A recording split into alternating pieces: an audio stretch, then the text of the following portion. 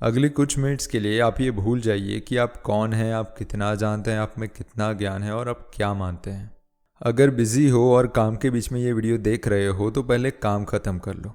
शांति से एकांत में किसी कोने में बैठ जाओ और फिर ईयरफोन्स लगाकर ध्यान से सुनो, क्योंकि आज हम जिस विषय पर बात करने वाले हैं ये कोई आम विषय नहीं है। हो सकता है आपने इस विषय के बारे में बहुत कुछ पढ़ा हो, सुना हो और लोगों को बताया भी हो, परंतु आज कुछ समय के लिए सब कुछ भूल जाओ। आज इस विषय को हम ऐसे अप्रोच करते हैं जैसे एक आइडियल शिष्य एक आइडियल गुरु को अप्रोच करता है, यह मान के कि मुझे कुछ नहीं पता है। आज हम सिर्फ आत्मज्ञान लेंगे नहीं, उस पर चिंतन भी करेंगे, जो कि ज़्यादातर समय हम नहीं करते हैं, परंतु आज हम नई शुरुआत करते हैं। आत्मज्ञान, द नॉलेज ऑफ सोल। ये वो ज्ञान है जो सुनने में एकदम सरल लगता है, परंतु है उतना ही गूढ़। इसी ज्ञान के साक्षात्कार से ऋषि मुनि और योगी बड़ी बड़ी सिद्धियां भी प्राप्त करते हैं और इसी ज्ञान से जीवन का सर्वोच्च ध्येय भी प्राप्त करते हैं। तो इस आत्मज्ञान की शुरुआत तब होती है जब आप मैटर और स्पिरिट के बीच में डिफरेंस समझने लगते हो। तभी जाके आप समझ पाओगे कि we are not this body, अहम ब्रह्मास्मि, वी आर स्पिरिट सोल। हमारा शरीर एक वाहन की तरह है जिसके अंदर हम आत्मा एज अ ड्राइवर बैठे हैं। अब इतना सुनने या पढ़ने पर हम सोचने लगते हैं कि हाँ पता है, हम यह शरीर नहीं है, हम आत्मा हैं जो शरीर बदलती रहती है, आत्मा अमर है, एट्सेट्रा एट्सेट्रा। ऐसे ही फिर इन बातों पे हम कभी चिंतन नहीं करते हैं, बस पढ़कर निकल जाते हैं। परंतु आज नहीं। आज बैठो और सोचो, आपका शरीर कितना भी सुंदर, निराला, मोटा, पतला, रोगी, निरोगी, वृद्ध या जवान हो, is nothing but a complex machine. और वो मशीन बना है 11 इंद्रियों से, जिसमें से 5 ज्ञानेंद्रिय, 5 कर्मेंद्रिय और 11वां उभयेंद्रिय है। ज्ञानेंद्रिय मतलब जिससे आपका शरीर इन्फॉर्मेशन के रूप में इनपुट लेता है। आंखों से विजुअल्स, कानों से साउंड्स, नाक से स्मेल, जीभ से टेस्ट और त्वचा से टच। वैसे ही 5 कर्मेंद्रिय हैं जिससे आपका शरीर कर्म करता है, आउटपुट देता है, जो कि है हाथ, पैर, मुंह, लिंग और गुदा। और उन सब के ऊपर है 11वां मन। तो इन 11 इंद्रियों से बने हमारे इस मशीन का काम है इनपुट लेना, प्रोसेस करना और आउटपुट देना। परंतु थिंकिंग, फीलिंग एंड विलिंग ये शरीर का काम नहीं है।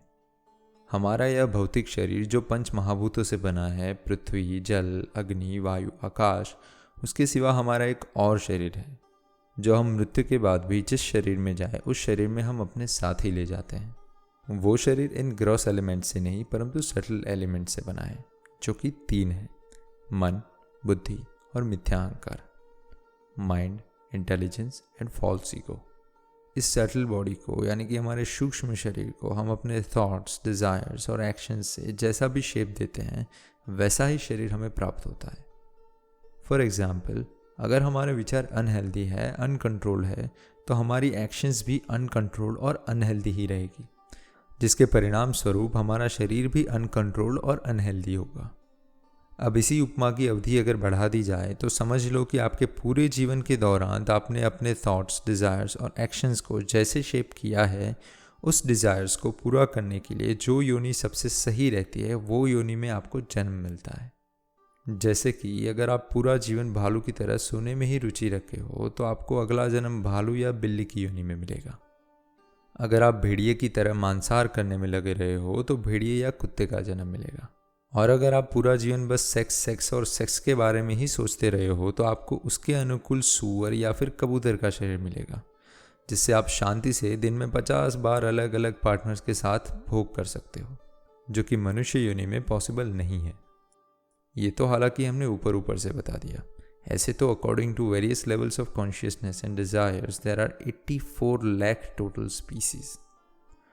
पद्म पुराण कहता है जलजा नव लक्षाणी, देयर आर 9 लाख एक्वेटिक्स, स्थावरा लक्ष विंशति, 20 लाख पेड़ पौधे हैं, कृमायो रुद्रम संख्या का 11 लाख रेप्टाइल्स हैं, पक्षी नाम 10 लक्षणाम 10 लाख बर्ड्स है, 3 लक्षाणी पशवा 30 लाख टेरेस्ट्रियल एनिमल्स हैं और 4 लक्षाणी मानवा मतलब 4 लाख ह्यूमन स्पीसीज है।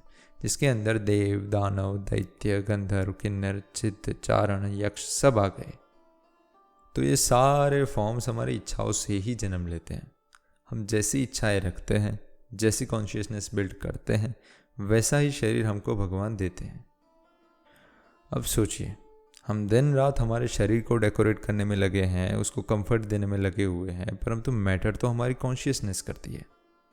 इसीलिए साधु और तपस्वी लोग अपने शरीर को बस इतना ही जतन करते हैं जिससे वो बस स्वस्थ और स्वच्छ रह सके। बाकी वो अपना सारा फोकस अपनी कॉन्शियसनेस को बिल्ड करने में लगाते हैं, क्योंकि उसी से डिसाइड होगा कि आप किसी प्राणी के शरीर में जाओगे या फिर किसी देवता के शरीर में जाओगे। या फिर एक और ऑप्शन है, अगर आप अपना पूरा जीवन अपनी कॉन्शियसनेस को भगवान की ओर मोड़ने में लगाते हो, नारायण की ओर मोड़ने में लगाते हो, तो आप इस पूरे जन्म मृत्यु के अनएंडिंग चक्र में से बाहर निकल सकते हो और अपने इटर्नल सच्चिदानंद स्वरूप में भगवान के साथ वापस स्पिरिचुअल वर्ल्ड में जा सकते हो। तो अब पता चला हम क्यों आपको हर वीडियो के अंत में याद दिलाते हैं। क्या याद दिलाते हैं?